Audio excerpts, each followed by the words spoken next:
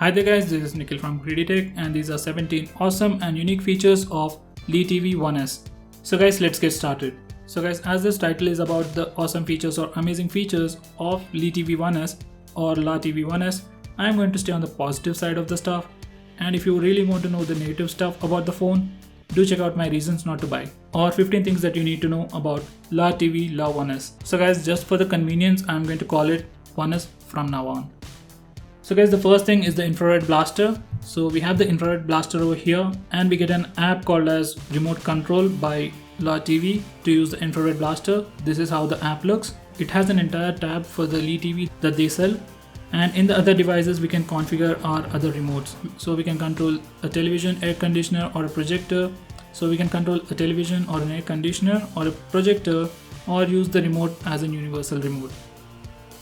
Most of the devices are supported, and just in case if your device is not supported, you can always send your model number to them and they might add it very soon. So guys, going on next, we do get a fingerprint scanner on the back, and this is probably the first device to feature a mirror in the fingerprint area. So guys, the fingerprint scanner works really well and you can definitely compare it with any flagship devices like Nexus 6P or the Samsung Note 5, any device with a fingerprint scanner. It unlocks in less than a second, or at least it will unlock quick enough for you to notice that there's a lag. So guys, on the whole, fingerprint scanner, a big plus. So guys, going on next. So guys, in settings, we have this option for power on and power off settings. So you can schedule your phone to turn off and turn on automatically. So that's something nice you won't find in regular devices.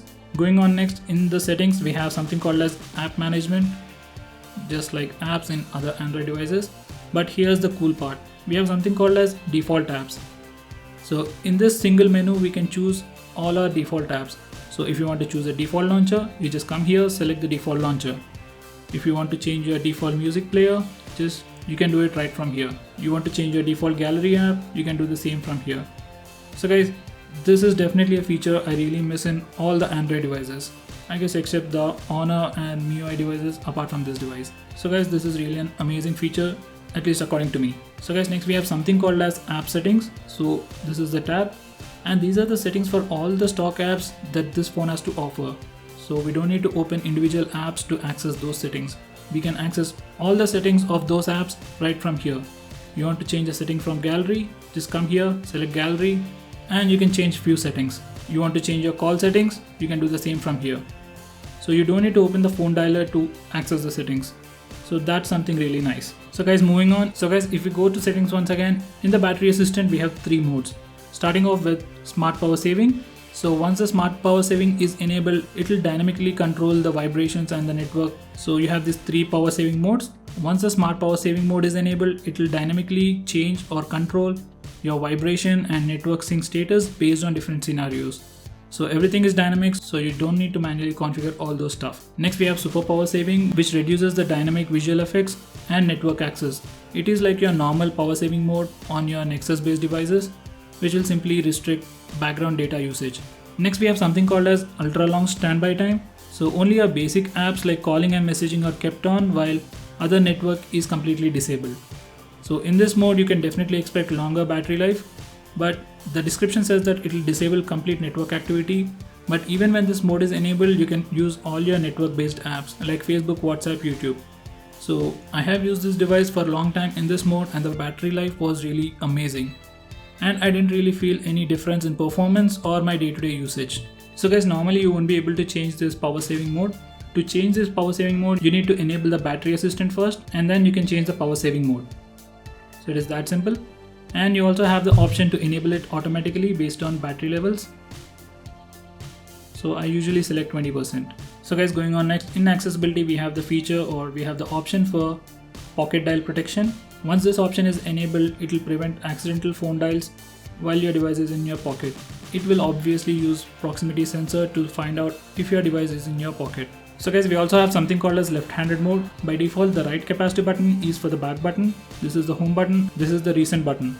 And if you enable the left-handed mode, this will become the recent button. The home button remains the same. And this button over here will become the back button. So let me just show you that. Now it's just going back. And this will act as the recent button. Once I enable the left-handed mode, I thought that the backlight of these capacitive buttons will change. but they still remain the same. So guys, this is a complete metal build, and I guess this is plastic and this is definitely metal, and we definitely have metal edges. And coming to the CPU and GPU performance, as this device is powered by MediaTek Helios X10 processor, there's no lag whatsoever. For example, let's look at the benchmark scores. So this is the AnTuTu benchmark scores. I had few apps running in the background, so I got less score. So I stopped them and run the app once again, and I got 51,000. And this is the highest Geekbench score I've ever seen. This is definitely way more than the OnePlus 2. For example, this is OnePlus 2 and it got a single score of 837 and a multi-core score of 3991. Let's round it to 4000. But the OnePlus 2 is running the Snapdragon 810 processor, whereas this is running a Helios X10 processor, and you can clearly see that the Helios X10 outperforms OnePlus 2 or the Snapdragon 810. Well, that's definitely in terms of benchmarks, but in real world applications, Snapdragon processor does do a better job than the MediaTek processor. But with that said, there's no lag or you won't find any drop in performance even while using this device. This is the Quadrant score, 24,000. This is the Vellamo score. So by now it's pretty clear that this is a very high performance device. So guys, going on next, we have something nice called as single-handed mode lock screen. So if I try to unlock this device using the keypad will always shift to the side, which is more convenient to the way I'm holding the phone. So let me just try this. And for some reason it gave us in the center. And let me use right hand. And once again it is in the center. So once again, a place where it's convenient for me. So anyway, the phone uses the orientation of the phone and places the keyboard in the right place. And even if the phone fails to detect the position of our finger or our hand, it will simply place the keypad at the center, and it's once again very easy to access. So guys, coming to the recent panel, I haven't disabled the left-handed mode. Just give me a second. So guys, this is the recent panel or the recent task page. You have all your apps over here. You can simply swipe these apps up to dismiss them. You can't lock any application. You can swipe the applications down to lock them, and you can clear all your tasks by simply clicking on this button. Let me just go back to recent panel once again. And no matter how many apps you have, whenever you click this button, all the apps will be cleared except the current app. So that's something really nice. So these are your notification toggles. So apart from the normal toggles, you get battery saver mode or the battery assistant. These are your music controls, and this is your brightness slider, and these are some shortcuts. So we have a shortcut for the infrared remote, camera, settings, flash, screenshot, calculator, alarm and calendar, and many more. You can customize these shortcuts by pressing this button at the end of the shortcut list, and over here you can simply adjust the toggles or rearrange the toggles very easily. So guys, on the whole, a brand new design, very similar to iOS but different from the regular devices. So guys, the next thing that I'm going to show you is a hardware thing, and I must definitely say this is the strongest SIM card tray I have ever seen. The SIM card tray in Nexus 6 is also pretty good, but it's pretty small, so you wouldn't notice a difference. But I have seen SIM card trays in other devices like HTC M8, Lenovo Vibe X3 and some other devices, and none of those devices have a build quality or a solid build of the SIM card tray, and you won't have any problem or discomfort trying to place the SIM card tray. So once again, a solid build. So guys, coming to the display, once again we have different color temperatures, or we have different modes for the display. So if we go to display, we have the color modes. So we have Lee TV by default, and this is vivid, this is natural, the default one, and this is soft.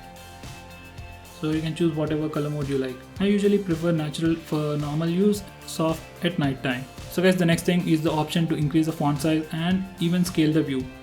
So guys, this is the font size.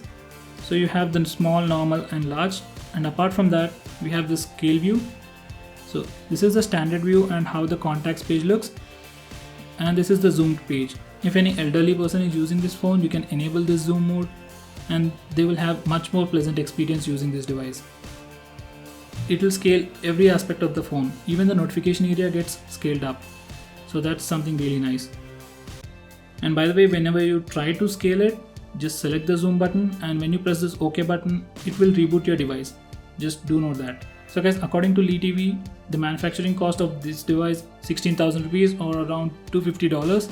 So the reason why they're selling this phone at 11,000 for such a low price is obviously to disturb the market completely. And apart from that, they are planning to make their revenue from other cloud services. And one of those services is Lee Cloud. So as of now, you can only sync browser, calendar and notes information, which is completely redundant and unnecessary because most of you won't be using these apps. Very soon we will be able to see features to back up all your images, videos, contacts, SMS, everything exactly as MIUI does. So guys, the final thing would be the camera app. So let me just open that quickly. So this is the stock camera app, and this definitely looks or resembles the camera app from iOS or iPhone. So in the video mode, you can change the resolution all the way up to 4K. That's something really nice for a device coming at this price point. So guys, this is the only phone under 11,000 rupees which has the capability of shooting 4K video and also has feature to shoot slow motion video at 2x and 4x speeds. By the way, you can record full HD video using the front end camera, and there's no slow motion for the front facing camera. So guys, we have something called as Auto Start Manager, which is hidden deep inside the settings. So first, let's go to settings. Once you're in settings, select permissions. So over here we have manage auto launch. So it will basically list all the apps that are installed on your device. And as of now, as you can see, these three applications, these three toggles are enabled. So whenever your device reboots, these three applications gets started automatically. Or every time your device boots, these three applications get started.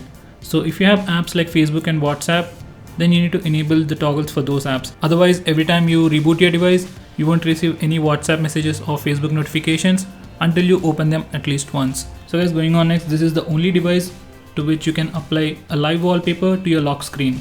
So to do that, you need to first go to your home launcher or the stock launcher. So to change your launcher, just go to app management, default apps, and then select launcher and select your home launcher. Now let's go to home. Now just press and hold on your screen and you get your widgets, themes and wallpapers. So guys, first go to settings.